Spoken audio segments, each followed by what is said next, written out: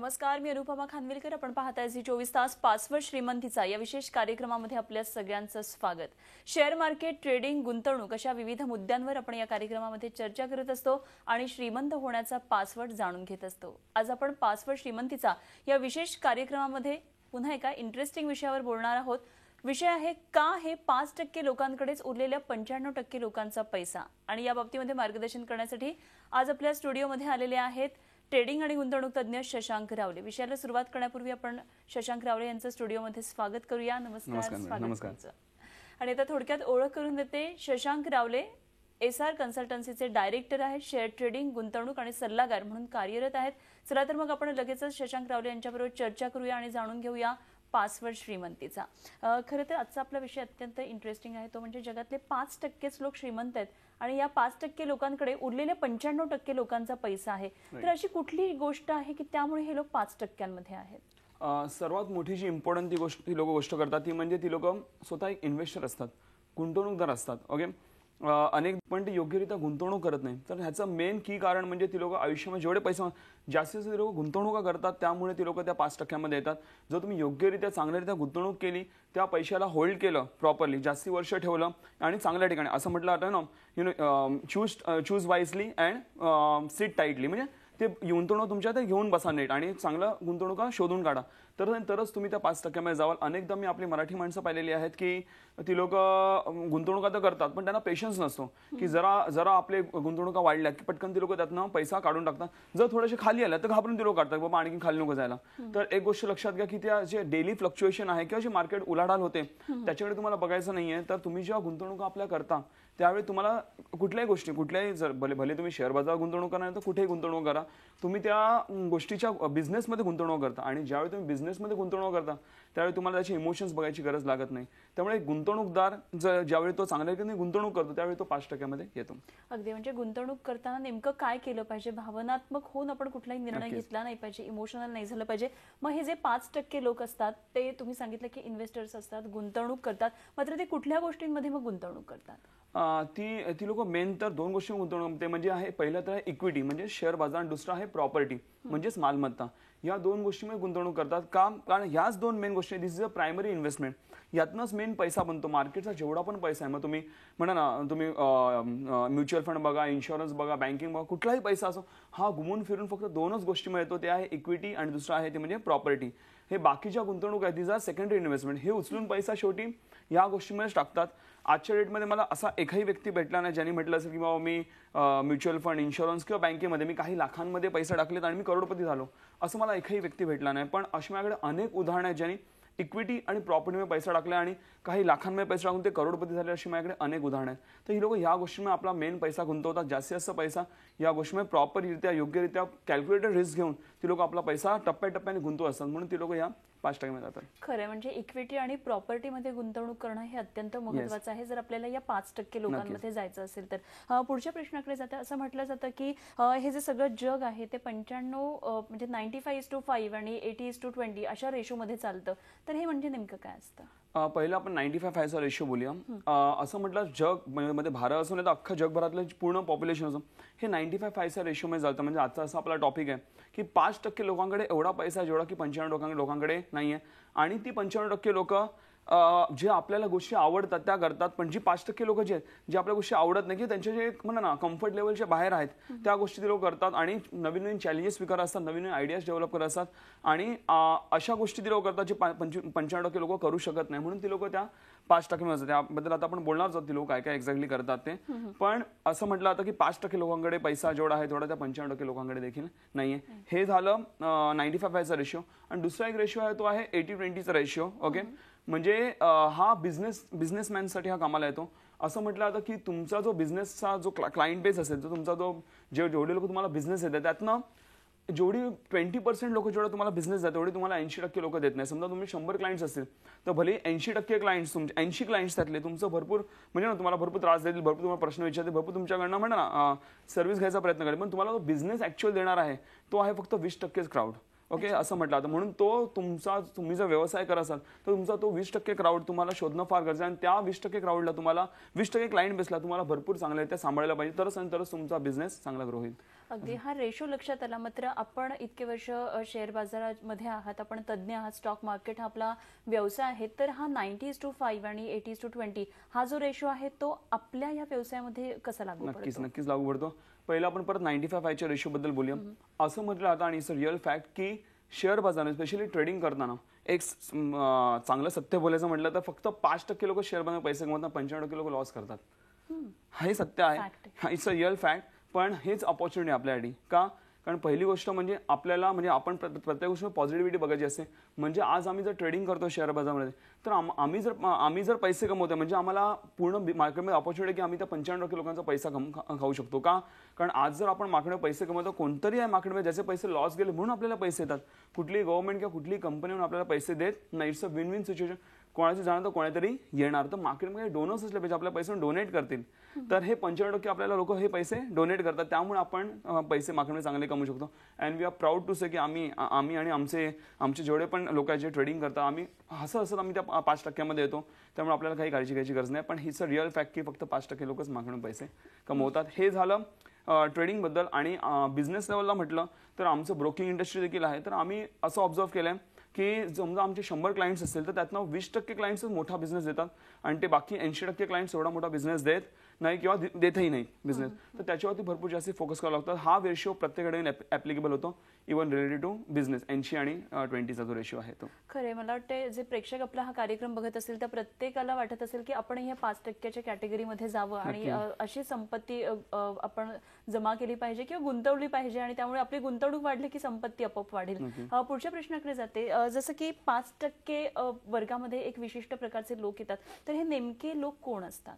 त्याच्यामध्ये पहिलं जर म्हटलं गेलं तर एक बिझनेसमॅन असतो ह्या 5%मध्ये. त्यानंतर एक पॉलिटिशियन देखील असतो ह्या 5%मध्ये. त्यानंतर मग म्युच्युअल फंड, बँकिंग, इन्शुरन्स, त्याच्यानंतर इव्हन माफिया सुद्धा हे सगळी लोक असतात. इन शॉर्ट बोलायला गेलं तर अशी लोक ज्या लोकांनी भरपूर मोठ्या म्हणजे 95% लोकांचा पैसा होल्ड केलाय आणि त्यांच्या पैशाच्या भरोश्यावर ती लोक बिझनेस करतात. जसं आपण म्युच्युअल फंड म्हटलं, ती लोक पब्लिककडनं पैसा उचलतात आहे आणि पब्लिकचा पैसा उचलून ते शेअर बाजारामध्ये वगैरे लावतात. ती लोक एजंट म्हणून काम करतात आणि एवढा मोठा पैसा त्यांच्याकडे आल्यामुळे या 95% लोकांचा पैसा, त्यामुळे ते श्रीमंत होतात. बँका पण सेम, बँका पण पब्लिकचा पैसा होल्ड करून बसते. राईट. बँका आज भरपूर जास्त पैसा कमवतात. किती कमवतात म्हणजे तुम्हाला जर सांगितलं ऑन स्क्रीन तर तुम्हाला खरं नाही वाटणार, पण बँका दर वर्षाला कमी 150-200% सहजरित्या पैसे कमवतात मार्केटमध्ये पैसा रोल करून. कसे कमवतात ते आमचं एक फायनान्स सेशन असतं, त्यामध्ये आम्ही सगळं शिकवतो. कसा बँका रोल करतात, कुठे टाकतात पैसे, काय करतात, हे आम्ही योग्यरित्या त्यामध्ये शिकवतो. तुम्ही किती मोठ्या डिग्र्या घ्या किंवा किती मोठ्या स्टडीज करा, पण तुम्हाला ह्या गोष्टी कुठे लिहिलेल्या सापडणार नाही. का? कारण हे इकॉनॉमीचे सगळे लूपहोल्स आहेत. हे जर तुम्हाला सगळं पुस्तकामध्ये लिहून दिलं तर या सगळ्यांचे पत्ते उघडतील. राईट. तुम्हाला कुठेही लिहिलेलं सापडणार. पण हिच अ रिअल फॅक्ट की एवढा हा पैसा कमवला होता. ही सगळी लोक आहेत जे मार्केटचा पैसा होल्ड करून बसतात आणि पब्लिकच्या बिहाफमध्ये ते मार्केटमध्ये मार्केटमध्ये कुठे हो, इक्विटी आणि प्रॉपर्टी या दोनच गोष्टी आहेत ज्यामध्ये लोक पैसा लावतात आणि पैसा बनवतात. तर ही लोक सगळी येतात या. अगदी जसं की तुम्ही आता सांगितलं की याच्यात बिझनेसमन येतात, बँक्स येतात, तर शेअर बाजाराच्या व्यवसायामध्ये जे काम करतात तर असे 5%च्या वर्गामध्ये येतात का? नक्कीच येतात. जर तुम्ही आज जसं मी म्हटलं किंवा इक्विटी आणि प्रॉपर्टीमध्येच पैसा आहे, जर तुम्ही योग्यरित्या गुंतवणूक केली, योग्यरित्या ट्रेडिंग केली, योग्यरित्या तुम्ही ज्ञान घेतलं आणि प्रॉपरली तुम्ही पैसे लावले. आता मी अनेक लोक पाहिलेली आहेत की ती लोक योग्यरित्या ज्ञान घेत नाहीत या क्षेत्रातलं. मग ते इक्विटी असो किंवा प्रॉपर्टीमध्ये गुंतवणूक करताना कोणते सांगितलं बाबा हे घे लँड, ही घे इथे, तिकडे पैसे लोक टाकून बसतात. तर प्रॉपर्टी अशी गोष्ट आहे ज्यामध्ये सहसा म्हणा ना म्हणजे घसरण होत नाही, पण तुम्हाला जर तुम्ही चांगल्या ठिकाणी जर टाकले नाही पैसे तर वाढही होणार नाही. तर असं आता मी जसं म्हटलं की ह्या दोन गोष्टी भरपूर चांगला पैसा आहे. पण जर तुम्ही कोणीतरी सांगितलं बाबा हे टाक किंवा तुम्हाला काय वाटलं बाबा हा शेअर घे, हे घे, असं मनात वाटलं असं केलं तर एवढं जर सोपं असतं तर मग सगळ्यांनीच केलं असतं ना. कोणी नोकरी आणि बिझनेस केला नसता. ओके. आणि ह्या गोष्टीमध्ये जर एवढा चांगला पैसा असेल तर तुम्ही ते एवढं सोपं नसणार. तुम्हाला त्याचं प्रॉपर योग्य ते ज्ञान घेतलं पाहिजे, त्याचा प्रॉपर स्टडी केला पाहिजे.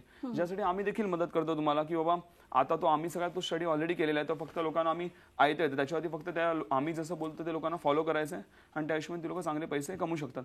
पण यात देऊन मेन गोष्टी आहे त्यामध्ये त्यांना फोकस केला पाहिजे. अगदी तसंच शेअर बाजारामध्ये आपण आहात, पण आणखी आर्थिक प्रगती जर आपल्याला साधायची असेल तर दुसरा कुठला तरी व्यवसाय निवडायचा असेल तर त्याबाबत काय सांगाल? पहिली गोष्ट मी असं म्हणतो माझ्या लोकांना की जर तुम्हाला खरोखर आर्थिक प्रगती करायची आहे, तुम्ही जर नोकरी एखादी नोकरी करणारी जेव्हा व्यक्ती असते ना, तुम्ही पाहिलं की त्यांना ते दुसरा कुठला इन्कम सोर्स शोधणं त्यांना मुश्किल होतं, कारण ते नोकरीमध्ये ते पूर्ण वेळ busy राहतात. 10 ते 6 ते लोक बिझी असतात. तर त्यामुळे त्यांची जी प्रगती असते, इव्हन जेव्हा त्यांना सॅलरी मिळते तेव्हा जास्तीत जास्त 6, 7, 8% त्यांची वाढ होते त्या पगारामध्ये. ते असं वर्षाला त्यांनी विचार केला की मला 50% वाढ पाहिजे, तर ती लोक वाढू शकत नाही. पण एक बिझनेसमॅन असेल, जर त्याने विचार मला या वर्षी माझी 50% ग्रोथ पाहिजे माझ्या इन्कममध्ये, आणि जर त्यांनी योग्यरित्या चांगल्या त्याने काम जर केलं तर नक्कीच त्याला 50% ग्रोथ मिळते, जे आम्ही आमच्या कंपनीमध्ये देखील आम्ही ते करून दाखवलेलं आहे. ओके, तर हे करणं फार गरजेचं आहे. आणि सेकंडली तुमच्याकडे कधी एक गोष्ट लक्षात, तुम्ही जर नोकरी करत असाल किंवा व्यवसाय जर करत असाल, तुमच्याकडे सेकंड इन्कम सोर्स नक्कीच असला पाहिजे.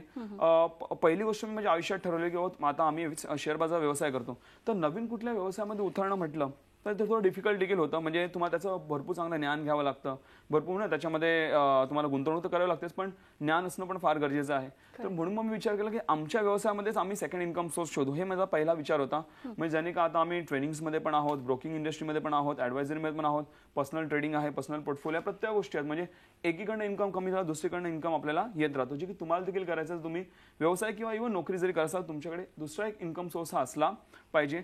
आता ते झाल्यानंतर मग मी माझ्या आयुष्यात ठरवलं की आपण प्रॉपर्टीमध्ये बिझनेस करायचा. कारण जसं मी म्हटलं की इक्विटी आणि प्रॉपर्टीमध्ये पैसा आहे. आम्ही ऑलरेडी इक्विटी मार्केटमध्ये आहोत, तर प्रॉपर्टी मार्केटमध्ये देखील आमच्या गुंतवणुका योग्य वेळोवेळी होतच असतात. त्यामुळे देखील पण दीर्घकालामध्ये तुम्हाला भरपूर चांगला फायदा होतो. कारण एक गोष्ट लक्षात घ्या, प्रॉपर्टी इज अ स्केअर्स रिसोर्स, पहिली गोष्ट. आणि property is a basic need. आपण जसं म्हणतो ना, अन्न, वस्त्र, निवारा, तर निवारा इज अ बेसिक नीड. लोकसंख्या, जनसंख्या वाढत चाललेली आहे, पॉप्युलेशन वाढते, पण जमीन वाढणार आहे का नाही वाढणार आहे, तर ते रिसोर्स स्केअर्स म्हणजेच त्याचा डिमांड वाढत जाईल पण सप्लाय काय होणार नाही. त्यामुळे त्याचा रेट हा वाढणं म्हणलं ना 100% आहे. त्यामुळे तुम्ही प्रॉपर्टीमध्ये योग्यरित्या गुंतवणूक करा. भले तुम्ही छोटी अमाऊंट टाका, काही फरक नाही, छोटी प्रॉपर्टी घ्या, पण ह्या रेसमध्ये नक्की उतरा, तरच तुमची प्रगती होईल. अगदी आपण आणखी चर्चा करणार आहोत, तुमच्याकडून आणखी टिप्स जाणून घ्यायचे आहेत. मात्र इथे वेळ झाली एका छोट्याशा ब्रेकची. कुठे जाऊ नका, पाहत रहा झी 24 तास, पासवर्ड श्रीमंतीचा. पासवर्ड श्रीमंतीचा या विशेष कार्यक्रमामध्ये पुन्हा एकदा सगळ्यांचं स्वागत. आणि आजचा विषय खूप इंटरेस्टिंग आहे, आपल्या लक्षात आलेलंच असेल. जगातल्या केवळ 5% लोकांकडेच उर्वरित 95% लोकांचा पैसा का आहे, या विषयावर आपण बोलतोय. या 5% लोकांमध्ये जाण्यासाठी नेमके काय आपल्याला केलं पाहिजे, गुंतवणूक कशी वाढवली पाहिजे, याविषयी आपण जाणून घेतो आहोत. आणि आपल्याबरोबर आहेत शशांक रावले. पुन्हा एकदा आपण चर्चेकडे वळूया. सर, मगाशी आपण बघितलं की गुंतवणूक नेमकी कशी केली पाहिजे, आणि त्याच्यामध्ये प्रॉपर्टी आणि इक्विटी या दोन महत्त्वाच्या गोष्टी आहेत.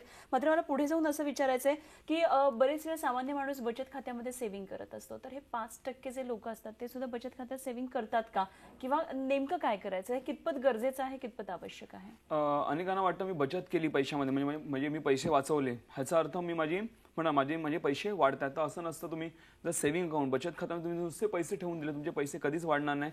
कारण बचत खात्यामध्ये बचत खात्यात सोडा एफडीज मध्ये तुम्ही ठेवले तरी पण तुम्हाला व्याजदर किती मिळते, जास्तीत जास्त 7-7.5%. आणि मागे जास्तीत जास्त हे वाचतात.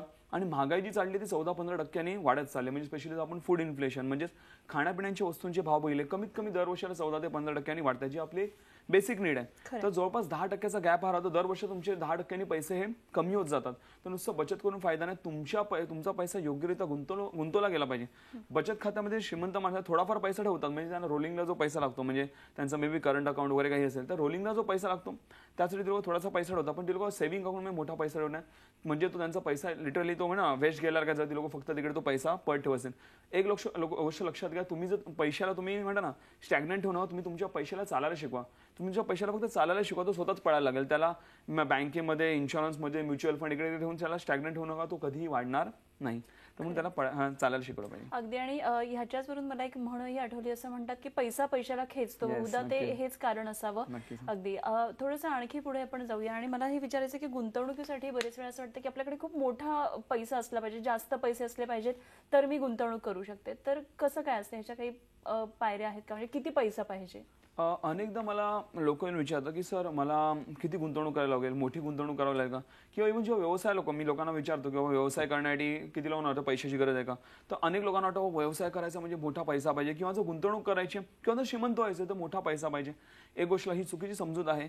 पहिली गोष्ट, व्यवसाय करण्यासाठी पैशाची गरज नसते, तर तुम्हाला चांगल्या आयडियाची गरज असते एक. आणि जर तुम्हाला तुमचा पैसा वाढवायचा असेल तर त्यासाठी मोठा पैशाची गरज नसते. तुम्ही भले छोटा पैसा लावा. It's not very important how much you are earning, it's very important how well you are managing your money. तुम्ही भले तुमचा छोटा पैसा तुम्ही योग्यरित्या गुंतवा, तो भरपूर चांगल्या रीतीने वाढू शकतो. अशी माझ्याकडे अनेक लोक आहेत ज्यांच्याकडे करोडोनी पैसा होता, पण त्यांना डोकं नव्हतं, आयडिया नव्हती की बाबा कुठे लावायचा पैसा. आज ते मायनसमध्ये उभे आहेत. आणि त्यामधनं अशी पण काही लोक ज्यांच्याकडे फार कमी पैसा होता, पण त्यांनी तो योग्यरित्या गुंतवला, त्यांच्या पैशाला त्यांनी प्रॉपरली चालायला शिकवलं, त्यांच्या पैशाला प्रॉपरली वाढ दिली. आज ते भरपूर श्रीमंत आहेत. तर मोठा पैसा असणं गरजेचं नाही. तुमच्या पैशाला तुम्ही कसं चालायला शिकवता, त्याला वापरता, त्याला कसं वाढवता, यावर तुमची ग्रोथ डिपेंड असते. म्हणून अशी काही समजूत घेऊ नका बाबा जर आम्हाला मोठं व्हायचं असेल, मला बाबा भरपूर मोठा पैसाच लागेल. हा, मानतो की त्याला थोडा वेळ लागेल जर तुमच्याकडे छोटा पैसा, पण नक्की तुम्ही त्या ह्याच्यापर्यंत पोहोचू शकता. आणि तसं तुम्ही पावलं उचलत गेला तर तुम्हाला लवकर कदाचित अचिव्हमेंट्स नक्कीच होऊ शकतात. अगदी. आणि आता तुम्ही म्हटलात की खरं तर गुंतवणूकदार असणं महत्वाचं आहे. मग तुम्ही नोकरी करत असा, बिझनेसमॅन असा, काही तुम्ही करा, मात्र गुंतवणूक सतत करत राहणं हे गरजेचं आहे. तर हा गुंतवणूकदार जेव्हा इन्व्हेस्टर ह्या लेवलला जाण्यासाठी नेमक्या पायऱ्या काय असतात? मग पहिले एक सामान्य व्यक्ती, कुठलाही सामान्य व्यक्ती आपल्या आयुष्यामध्ये पहिले कुठल्या तरी कंपनी एम्प्लॉई असतो. तो एम्प्लॉय लेवलला काही चांगले पैसे कमवतो, तो काही जॉबचा एक्सपिरियन्स देखील घेतो आणि तिकडनं काही कॉन्टॅक्ट्स पण उचलतो आणि तो नेक्स्ट अँड दी सेकंड लेवलला पोहोचतो, that is self employed level. Self employed लेवलला पोहोचल्यानंतर तो तिकडे काही बिझनेसचा एक्सपिरियन्स घेतो. ओके, त्यानंतर तिकडे आपले काही कॉन्टॅक्ट्स वाढवतो आणि तो नेक्स्ट अँड दी थर्ड लेवलला पोहोचतो. आणि पहिली गोष्ट, सेल्फ एम्प्लॉईड लेवलला तो स्वतः काम करतो. मग त्याच्या अंडर माणसं नसतात, तो स्वतः काम करतो, सगळे काही स्वतःच त्याला कामं करावी लागतात. त्यानंतर जेव्हा तो बिझनेसमॅन लेवलला जातो त्यावेळी तो स्वतः काम नाही करत, तो आपल्या लोकांना हाताखाली ठेवतो आणि लोकांकडनं कामं करून घेतो. तो फक्त बिझनेस पैसा लावतो, आयडिया लावतो, सिस्टम टाकतो आणि निघून जातो. बिझनेसच्या वर राहून काम करतो. आता बिझनेसमॅन लेवलला तो जाऊन चांगले ज्यावेळी पैसे कमवतो, तो त्यावेळी तो नेक्स्ट अँड दी लास्ट लेवलला पोहोचतो, दॅट इज इन्व्हेस्टर लेवलला. आणि ज्यावेळी तो इन्व्हेस्टर लेवलला पोहोचतो, चांगल्या गुंतवणुका करतो आणि त्यावेळी तो आपल्या पैशाला चालायला शिकवतो. एवढ्या दिवस तो बिझनेसमॅन लेवल पण स्वतः तो पैशासाठी काम करत होता. आता ज्यावेळी तो इन्व्हेस्टर लेवलला होतो त्यावेळी त्याचा पैसा त्याच्यासाठी काम करायला लागतो आणि तेव्हा तो खरोखर श्रीमंत बनतो. त्यामुळेच मी असं म्हणतो की बिझनेसमॅन कधी श्रीमंत नसतो, एक गुंतवणूकदार श्रीमंत असतो. आणि ज्यावेळी तुम्ही समजा शेअर बाजारात तुम्ही पैसे गुंतवत असाल तर तुम्हाला बाकी सगळे स्टेप्स फॉलो करायची गरज लागत नाही, तुम्ही डायरेक्टली इन्व्हेस्टर बनता. आणि हेच कारण की त्यामध्ये भरपूर चांगला पैसा आहे. खरं, त्यामुळे एक चांगला गुंतवणूकदार होण्यासाठी आपल्याला ज्ञानही आवश्यक आहे आणि ते आपण करता, आपण कार्यशाळा घेता, या कार्यशाळांविषयी आपल्याकडून जाणून घ्यायचंय. मात्र वेळ झाली एका छोट्याशा ब्रेकची, कुठे जाऊ नका, पाहत रहा झी24 तास, पासवर्ड श्रीमंतीचा.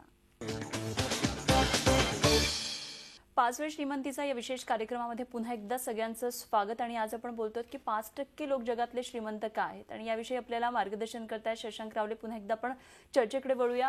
आपण मग अशी गुंतवणूक कशी करावी, चांगला गुंतवणूकदार होण्यासाठी काय करायचं, ह्याच्या खूप छान टिप्स दिल्यात. निश्चित आपले जे झी24 तासचे प्रेक्षक आहेत, जे आता आपला कार्यक्रम पाहत आहेत, त्यांनाही वाटत असेल की आपणही 5% या कॅटेगरीमध्ये जावं.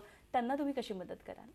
पहिली गोष्ट, आम्ही हे गोष्ट करण्यासाठी आम्ही वेळोवेळी प्रयत्न करत असतो. आम्ही जास्तीत जास्त लोकांमध्ये जास्तीत जास्त गुंतवणुकीचं आणि ट्रेडिंगचं ज्ञान द्यायचा आम्ही प्रयत्न करतो. कारण मी अनेकदा लोक पाहिले की लोक पैसे तर कमवतात, मग आपल्या पैशाला कशी वाढ दिली पाहिजे, कुठे गुंतवण्याचं त्यांना ज्ञान नसतं. तर तुम्हाला आम्ही एक शाश्वती देतो की बाबा तुम्ही जर आमच्या कार्यशाळा देखील असतात, त्याबद्दल आपण बोलणारच आहोत. तर त्यामुळे तुम्ही जर अटेंड केलं तुम्हाला भरपूर चांगलं ते ज्ञान मिळेल. बाबा आपण कुठे चुका करतो आणि ह्या लेवलपर्यंत कसं पोहोचायचं. ही श्रीमंत माणसं जी आहे, 5% माणसं, ही लोक नक्की काय करतात, ही लोक नक्की पैसे कुठे गुंतवतात, काय त्याचं, आणि लोक कुठल्या चुका नाही करत, कुठल्या चुका करतात, सगळं या गोष्टीचं प्रॉपर नॉलेज हे तुम्हाला आमच्या कार्यशाळेमध्ये प्रॉपरली मिळत असतं. आणि त्यामुळे असे अनेक आमचे लोक आहेत ज्यांनी फायनान्शियली भरपूर चुका केलेल्या आहेत, त्यांनी आज भरपूर चांगली ग्रोथ केलेली आहे. इव्हन अशी अनेक लोक आहेत ज्यांचं आज घर फक्त पॅसिव्ह इन्कम, म्हणजे त्यांच्या गुंतवणुकीवर त्यांचं फक्त घर चाललेलं आहे. फक्त ज्या त्यांनी गुंतवणुका केलेल्या आहेत त्याच्या, म्हणजे आता शेअर्समध्ये म्हटलं तर त्यांना डिव्हिडंड्स वगैरे मिळतात, बोनसेस वगैरे मिळतात. जर पॅसिव्ह इन्कम बोलायला गेलं तर ना, इंटरेस्टच्या रूपात असू शकतात, डिव्हिडंडच्या रूपात किंवा रेंटच्या किंवा प्रॉफिटच्या रूपामध्ये हे पॅसिव्ह इन्कम असतात. त्यामुळे हे चांगल्या रीतीने पैसे आज कमवतात. तर तुम्ही नक्कीच या पाशाने जाऊ शकता. अगदी. तर मग या कार्यशाळा नेमक्या कुठे होणार आहेत, कधी होणार आहेत, त्याविषयी आपण प्रेक्षकांना सांगूया. आता आपल्या जे कार्यशाळा आहेत त्या मुंबईमध्ये दादर या ठिकाणी 7 तारखेला आहे. त्यानंतर मग ठाणे या ठिकाणी 8 तारखेला कार्यशाळा आहे. त्यानंतर पुण्यामध्ये 14 तारखेला आहे.